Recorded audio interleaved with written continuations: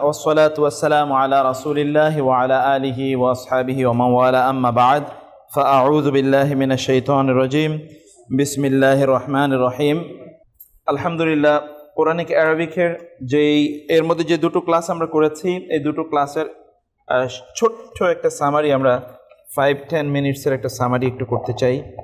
আরবি শব্দগুলো কয়টা ভাগে বিভক্ত বলেছিলাম আমরা? তিনটা ভাগে বিভক্ত বলেছিলাম না, তাই না? যেমন আমরা যদি বিসমিল্লাহির রহমানির রহিম ধরি, বিসমিল্লাহির রহমান, এখানে বিসমিল্লাহর মধ্যে আছে বি ইসম আল্লাহ আর রহমান, তারপর আছে আর রহিম একই। এখানে বাটা আমরা কি বলেছিলাম? হরফ। বাটা কি বলেছিলাম? হরফ। আর ইসম তো ইসেমই, আল্লাহ ইসম এবং আর রহমান ইসম। আমরা যদি বলি ইয়াকা না'বুদু, তাহলে ইয়া এবং কা এবং না'বুদু, ইয়াটা কি বলেছিলাম? ইয়া কা ইসম আর না'বুদু ফেল। না'বুদু কি? ফেল। তাহলে আমরা কি দেখলাম? একটা বাক্যের মধ্যে ইসম থাকে, ফেল থাকে এবং হরফ থাকে। ইসম, ফেল এবং হরফ। ইসমকে আমরা বলেছিলাম যে বিশেষ্য বিশেষণ, বিশেষ্য বিশেষণ এবং সর্বনাম, এই তিনটা হলো ইসম। বিশেষ্য বিশেষণ সর্বনাম, এটা হলো ইসম। আল্লাহ শব্দটা ইসম নাকি ফেল? ইসম। জ্ঞানী ইসম। জ্ঞানী শব্দটা কি? তিনি ইসম। হুয়া কা ইসম। আর রহমান, আর শাইতান, আর রাজিম ইসম। না'বুদু ফেল, আউযু আউযু, নাউযু, কুল কুল ফেল, এগুলো হলো ফেল। তাহলে এতটুকু আমরা প্রথম ক্লাসে আলোচনা করেছি। 2 নম্বর ক্লাসে আমরা আলোচনা করেছি যে ইসিম এর 4টা বৈশিষ্ট্য থাকবে। ইসিমের কয়টা বৈশিষ্ট্য থাকবে? 4টা বৈশিষ্ট্য। প্রথমত হচ্ছে এই ইসিমটি কি হবে? এটা নির্দিষ্ট আর অনির্দিষ্ট, মারেফা অথবা, পরিভাষাটা কি বলেছিলাম? মারেফা নাকেরা। বলেন তো কি বলেছিলাম? মারেফা অথবা নাকেরা। এটা কি হবে? নির্দিষ্ট হবে অথবা অনির্দিষ্ট হবে। নির্দিষ্ট এবং অনির্দিষ্টতার মৌলিক বিষয় আমরা কি বলেছিলাম?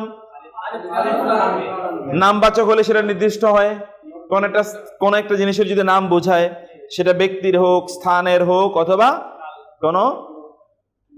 কোন জিনিসের হোক, সেটা প্রাণীর হোক অপ্রাণীর হোক, সেটা কি নির্দিষ্ট যদি নাম বোঝায়, প্রপার নাউন যদি নাম বোঝায়। আর 2 নম্বর আমরা কি বলেছিলাম? সেখানে যদি আলিফ লাম আসে, যদি আলিফ লাম আসে তাহলে সেটা কি? আসলে এই নির্দিষ্ট বা অনির্দিষ্ট হওয়া, এটা কি ইসমের ইস্যু না ফেলের ইস্যু না হরফের ইস্যু? আমরা কিন্তু ইসম নিয়ে আলোচনা করছি, ফেলে এখনো আসিনি, হরফে এখনো আসিনি, তাই না? অথবা আমরা আলোচনা করছি কি নিয়ে? ইসম নিয়ে। ইসমটা কি হতে পারে? নির্দিষ্ট হতে পারে, অনির্দিষ্ট হতে পারে। অনির্দিষ্ট হওয়ার জন্য আমরা বলেছিলাম যে এর মধ্যে কি থাকবে? তানবিন থাকবে। আর যখন আমরা নির্দিষ্ট করব তখন কি করব?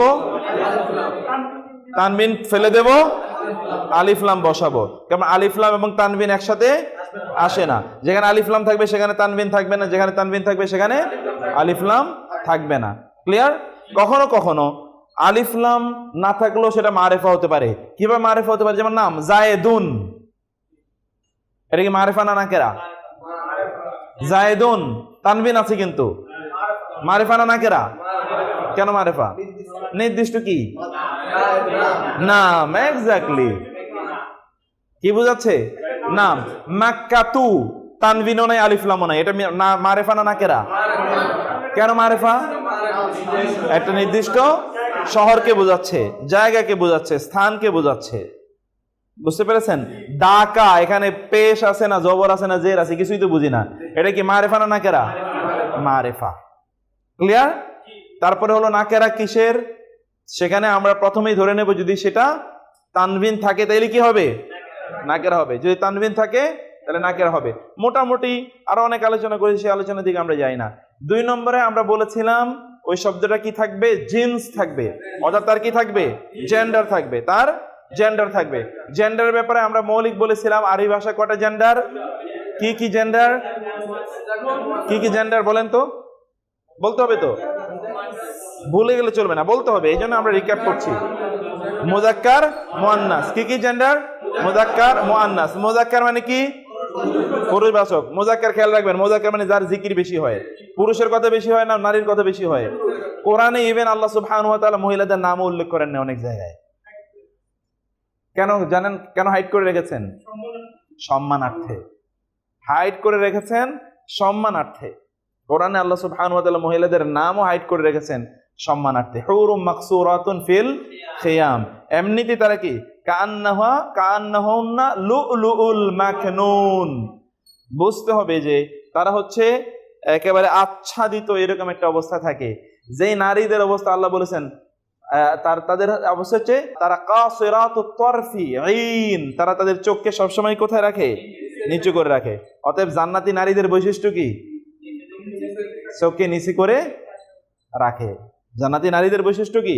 তারা সবসময় তাদের চোখকে নিচু করে রাখে এবং তারা শুধুমাত্র তাদের স্বামী অথবা যারা তাদের মাহরাম তাদের প্রতি তারা দৃষ্টি দেয়, অন্য কোথাও দেয় না। কসর, কসর মানে হচ্ছে কি? সংক্ষিপ্ত করা। নামাজ কসর করা মানে কি? সেখানে মানে হচ্ছে কাসেরাত, যারা কসর করে, অর্থাৎ তাদের চোখকে সংক্ষিপ্ত রাখে শুধুমাত্র আপন দোজ হু আর মাহরাম টু দেম। অতএব দুনিয়ার নারীদের বৈশিষ্ট্য কি লাগবে? জান্নাতি নারীদের বৈশিষ্ট্য যদি তা হয়, তাহলে দুনিয়াতে নারীদেরকে জান্নাতে যেতে হলে ওই বৈশিষ্ট্য অর্জন করতে হবে, তাই না? সেই বৈশিষ্ট্য তাদেরকে অর্জন করতে হবে। তাদের অবস্থাটা এরকম হতে হবে যে লাম ইয়াতমিসুন্না ইনসুন ক্বাবলাহুম ওয়ালা জান, ইতিপূর্বে তাদেরকে কোনো পুরুষ অথবা কোনো জিন স্পর্শ করে নাই। নারী এবং পুরুষ। মুযাক্কার মানে কি? যার জিকির বেশি হয়, মুযাক্কার পুরুষ। আর মুআন্নাস, এটা কি? মুআন্নাস নারী, মুযাক্কার মুআন্নাস। মুযাক্কার কি? মুআন্নাস। কোন একটা শব্দ মুযাক্কার আমরা কিভাবে বুঝবো? শব্দটা তো এমনিতেই মুযাক্কার, এটা ধরেই নিতে হবে, আনলেস অর আদারওয়াইজ। মুআন্নাস বোঝার জন্য কি লাগবে? সিমটম লাগবে, কিন্তু মুযাক্কার বোঝানোর জন্য কোনো কিছুই লাগবে না। ধরেই নেবে শব্দটা মুযাক্কার, ধরে নেবে শব্দটা কি? মুযাক্কার, আনলেস অর আদারওয়াইজ, যদি না অন্য কোনো বিষয় থাকে। অন্য বিষয় কি কি? যেমন কোন একটা শব্দ মুআন্নাস হতে হলে কি লাগবে? শব্দের শেষে গোলতা লাগবে। আর কি লাগবে? একটু বুদ্ধি করে বলেন। শব্দটা অর্থই দেবে নারীর, মহিলাদের অর্থ দেবে। উম্মুন, এখানে গোলতা আছে না লম্বাতা আছে? উম্মুন কাকে বোঝায়? মা বোঝায়, মাকে বোঝায়। অতএব মায়ের বোঝানোর জন্য কি আলাদা কোনো চিহ্ন লাগবে? আলাদা কোনো চিহ্ন লাগবে না। যদি মা বোঝায় এরকম কোন শব্দ যদি অর্থগতভাবেই নারীবাচক হয়, চাইলে সেটা মুআন্নাস। 3 নাম্বার হলো কনভেনশনালি, অর্থাৎ প্রথাগতভাবে আরবরা ওই শব্দটাকে মুআন্নাস হিসেবে তারা ট্রিট করতেন। যেমন আমরা বলেছিলাম আরদুন। আরদুন মানে কি? আরদুন শামসুন, সূর্য। শামসুন মানে কি? এই শব্দগুলো আরবরা নারীবাচক বলে, এগুলো তারা নারীবাচক হিসেবেই ব্যবহার করে। অতএব এটা নারীবাচক। কিছু কিছু শব্দের কিছু কিছু চিহ্ন আছে, তার উপর ভিত্তি করে আমরা সেগুলোকে বলি যে এটা মুআন্নাস। যেমন বলেছি তা, গোলতা। আবার কখনো কখনো গোলতা নয়, যেমন আলিফ এবং আলিফে মামদুদা, আলিফে মাকসুরা যদি থাকে তাহলে সেটা কি? মুআন্নাস। আলিফে মামদুদা, আলিফে মাকসুরা। যেমন আমরা তখন বলেছিলাম, যেমন হামরা, বাইদা, তাই না? এগুলোতে কি আছে? সফরা, এগুলো কোরআনে আছে এই শব্দগুলো। এই যে আলিফে মামদুদা আছে, অথবা সামা, আকাশ, এখানে কি আছে? আলিফে মামদুদা আছে না? আলিফে মামদুদা যদি থাকে তাহলে সেটা কি হবে? সেটা মুআন্নাস হিসেবেই ধরে নেওয়া হবে। যদি আলিফে মাকসুরা থাকে, যেমন কসওয়া, যদি এইরকম হয় তাহলে সেটা কি? সেটা যদি এরকম হয় তাহলে সেটা কি হবে? আলিফে মামদুদা, এটাও মুয়ান্নাস। যে আলিফে মামদুদা, হামজার পরে কি ইয়া, আর আলিফের পরে ইয়া, আর আলিফের পরে যদি হামজা থাকে তাহলে সেটাকে আলিফে মামদুদা। খেয়াল করবেন, আলিফের পরে ইয়া যদি থাকে তাহলে কি? মাকসুরা। আর যদি আলিফের পরে হামজা থাকে তাহলে সেটা কি? মামদুদা। এই জাতীয় শব্দগুলো কি? মুয়ান্নাস। এই জাতীয় শব্দগুলো মুয়ান্নাস। আমরা এই 4টা পদ্ধতি বলেছিলাম মুযাক্কার এবং মুয়ান্নাসের। আমরা কি বুঝাতে পেরেছি? মনে হয়েছে আপনাদের? মনে পড়েছে? অনেকে কথাই বলেনি, বলতে হবে তো। মনে পড়ছে কিন্তু ক্লিয়ার হয় নাই। আমরা আবার বলি, খেয়াল করেন, শব্দটার শেষে একটা গোলতা থাকবে। শব্দের শেষে কি থাকবে? অথবা শব্দের শেষে আলিফে মাকসুরা থাকবে, অথবা শব্দের শেষে কি? আলিফে মাকসুরা থাকবে। যেমন কোরআনে দেখবেন কুবরা,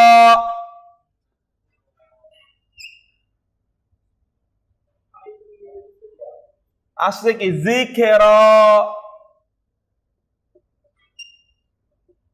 এগুলো আলিফে মাকসুরা। আপনি দেখবেন যে আছে সুগরা, সগীর, সুগরা। আপনি দেখবেন তাকওয়া।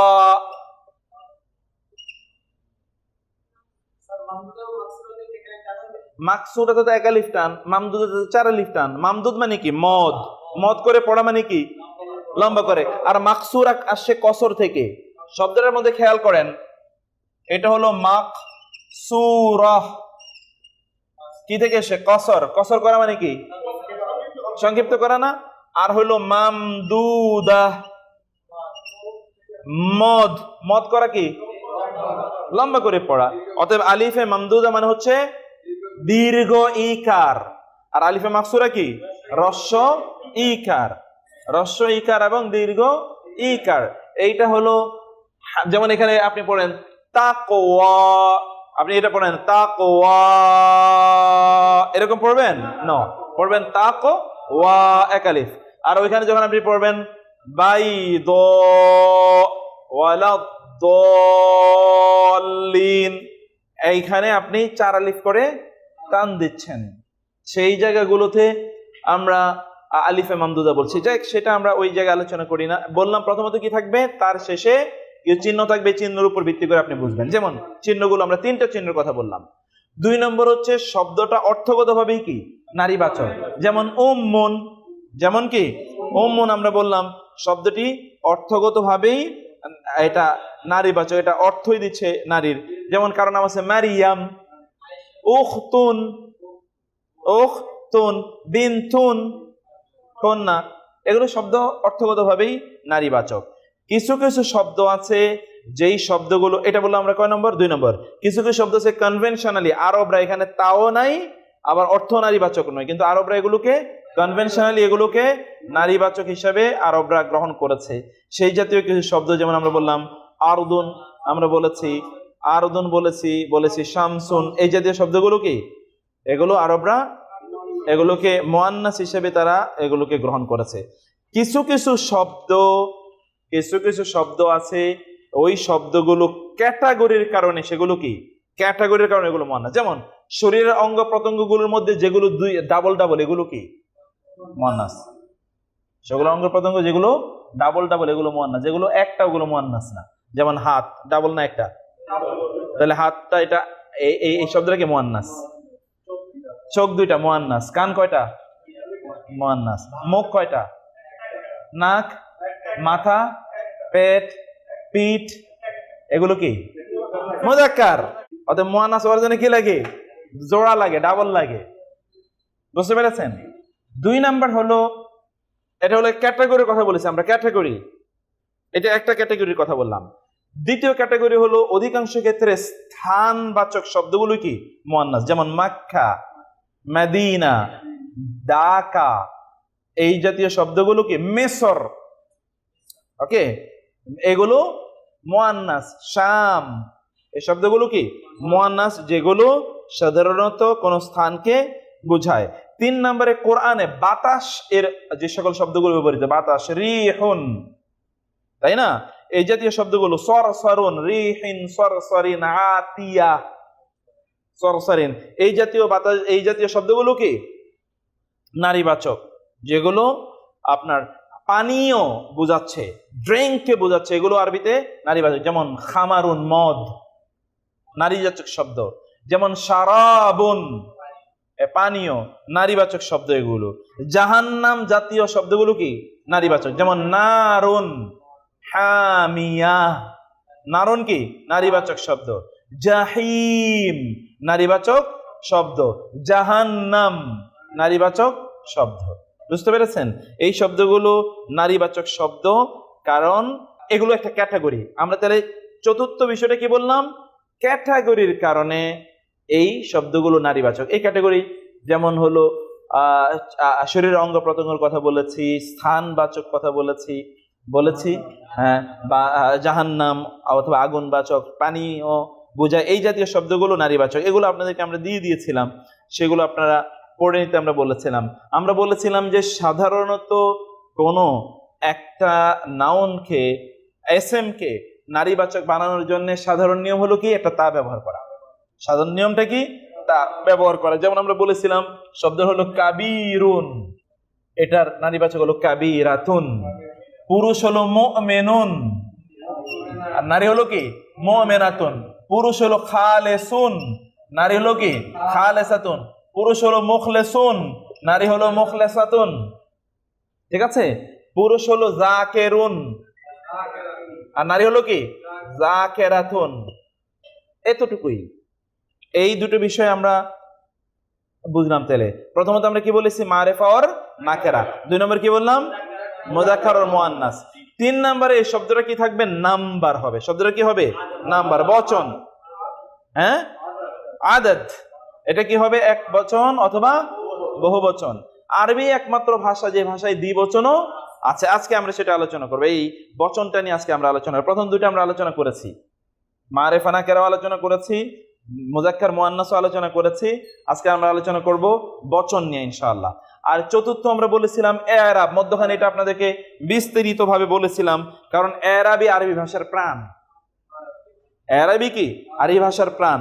আর মূলত আরবি ভাষায় বিশেষ করে কোরআনের অর্থ আসে কি থেকে? এরাব থেকে। কখনোই শব্দ থেকে আপনি 1 কোটি শব্দ মুখস্থ করলেন, তাতে লাভ নাই। করতে হবে কি? এরাব। আমি ওই দিন বলেছিলাম, আপনাদের এখানে বলেছিলাম যে আরবি ভাষা এবং কোরআনের মধ্যে পার্থক্যটা হলো কি? আরবি, ইংরেজি ভাষায় কতটা ওয়ার্ড আছে বলেন তো? কেউ জানেন কিনা আপনারা? আমরা ওই দিন বলছিলাম ইংরেজিতে ওয়ার্ড আছে 30 লাখ ওয়ার্ড টোটাল, যত আছে একেবারে ডেরিভেটিভস ইত্যাদি সব মিলে। যেমন পার্সন, পার্সোনালিটি, পার্সোনিফাই, ইমপার্সোনিফাই, এই সব মিলিয়া মোট শব্দ পাওয়া যায় কত? 30 লাখ। আরবি ভাষায় শব্দ আছে কত অনুমান করতে পারেন? সব মিলিয়া? হ্যাঁ, কোরআনের তো আমরা বলি নাই। আরবি ভাষার শব্দ হলো 10 কোটি। এবার বলেন তো, ইংরেজি থেকে আরবির শুধুমাত্র মদের জন্য আরবরা ব্যবহার করে প্রায় 500-এরও বেশি শব্দ। মদ এটা বোঝানোর জন্য, শুধু ঘোড়া বোঝানোর জন্য শব্দ আছে প্রায় 800-এর উপরে, শুধু ঘোড়া। এবার সিনোনিম পড়তে গেলে কি পরিস্থিতি হবে চিন্তা করে দেখেন। এটা হচ্ছে আরবদের আরবি ভাষার শ্রেষ্ঠত্ব। হ্যাঁ, না না, আমরা আমাদের মাতৃভাষা বাংলা, আমরাও তো সব শব্দের অর্থ জানি না, সব সিনোনিম তো আমাদেরও জানা নাই, তাই না? সেটা না, বলছি যে এটা সাহিত্য, তো এটা তো সাহিত্য। এই আরবি ভাষা এত কঠিন, কিন্তু অন দ্য আদার হ্যান্ড কোরআনের ভাষা কি খুবই সহজ। আমরা গত ক্লাসে এই বিষয়টা বলেছিলাম যে কোরআনের টোটাল শব্দ যে ৭৮,০০০ হয়, তোর মধ্যে মূল শব্দ উইদাউট রিপিটেশন, বাকিগুলো সব রিপিট। মূল শব্দ ২০০০। মূল শব্দ কত? ২০০০। এর মধ্যে ১,০০০ শব্দ ব্যবহৃত হয়েছে একবার বা দুইবার, তাহলে বাকি থাকে কত? ১,০০০। ওই ১,০০০-এর মধ্যে আমরা বাংলা ভাষায় প্রায় ৩৫০ থেকে ৪০০ ব্যবহার করি, বাকি থাকে ৬০০। ৬০০-র মধ্যে ১০০ বা ১২০টা শব্দ মুখস্থ করলে আপনি পেয়ে যাবেন কত? কমপক্ষে ধরেন ১০০ বা ১২০টা শব্দ যদি আপনি ব্যবহার করেন, যদি আমরা বলি আর ৬০০ বাকি থাকে, তাইলে আর বাকি তো থাকে শব্দ ৪০০ থেকে ৪৫০। প্রতিদিন যদি ১০টা করে মুখস্থ করেন, তাহলে ৪০ দিন লাগে পুরো কোরআনের শব্দ মুখস্থ করার জন্য। আর ১০টা করে শব্দ মুখস্থ করা কি খুব টাফ? ডেইলি চা খেতে খেতে 10টা শব্দ মুখস্থ হয়ে যাওয়ার কথা, তাহলে কোরআন বোঝা কত সহজ। আর আমরা গত ক্লাসে আপনাদেরকে যে এটা দিয়েছি ওটা আপলোড করা আছে রেফারেন্স সহ, সেখানে 120-30-40টার মতো শব্দ আমরা দিয়েছি। ওই শব্দগুলো প্রায় কোরআনে এসে 60 থেকে 62,000 টাইমস, মানে কোরআনে 78,000 শব্দের মধ্যে 60,000 শব্দ আমরা গত ক্লাসে দিয়েছি। মোট শব্দ মিলে হয়তো 120-30-40টা। এখন আমরা বলেছিলাম গত ক্লাসের আগে আমরা বলেছিলাম যে এরাব, কি বলেছিলাম? এরাব হলো শব্দের শেষের যে হরকত হয় সেটাকে কি বলে? এরাব বলে। শব্দের শেষে যে হরকতটা হয় সেটাকে বলে এরাব। হরকত এবং এরাবের মধ্যে আপনাদেরকে পার্থক্য বলেছিলাম যে একটা হলো হারাকাত আর একটা হলো এরাব। হারাকাত হলো যেমন আমরা যদি বলি নাসরুন, এই নুন জবর না, এই যে সোয়াদের উপর সাকিন, এটাকে বলে কি? হরকত, মানে হারাকাত।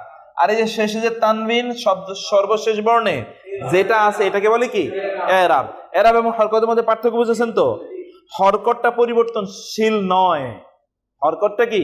পরিবর্তনশীল নয়, ওইটা অপরিবর্তিত, কিন্তু এরাবটা কি? পরিবর্তনশীল। আপনি কি বুঝতে পারছেন? হ্যাঁ, জটিল হচ্ছে না তো? কিছু তো জটিল হচ্ছে, আমি এই জন্য সহজ করে এটা বলার চেষ্টা করছি যে কোন একটা শব্দের, যেমন ধরেন আমরা বলছি আল্লাহু, আল্লাহ, এতটুকুর মধ্যে জীবনে কোনোদিন পরিবর্তন হবে? আল্লাহকে আল্লি কোনোদিন হবে না। কিন্তু আল্লাহু, আল্লাহা, আল্লাহ হি, এটা তো হতে পারে।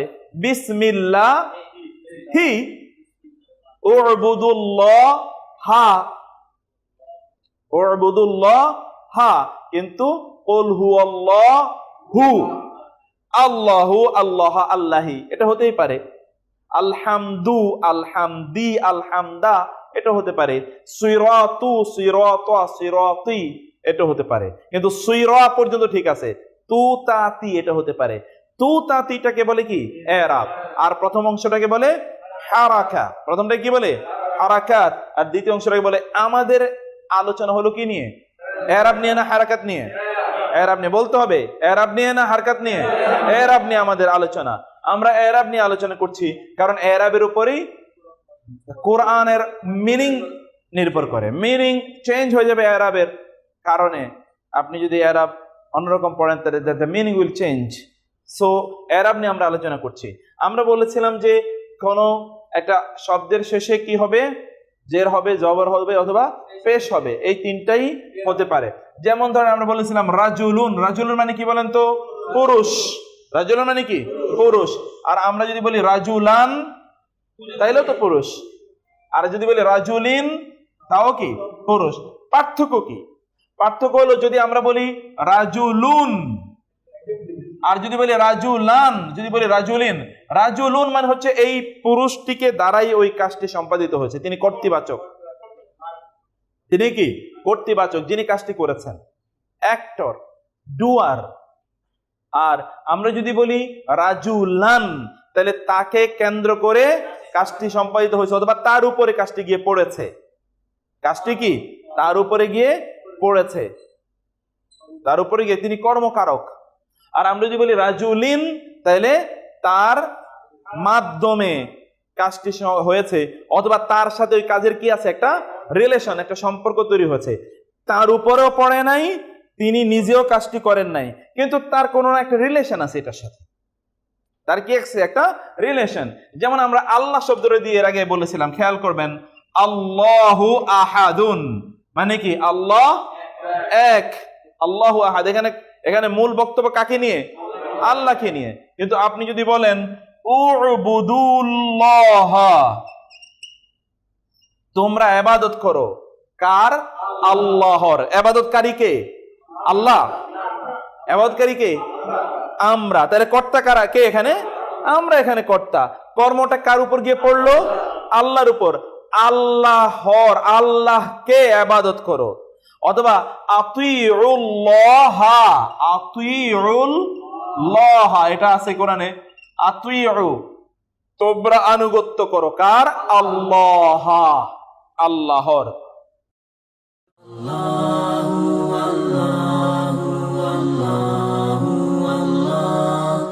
Allah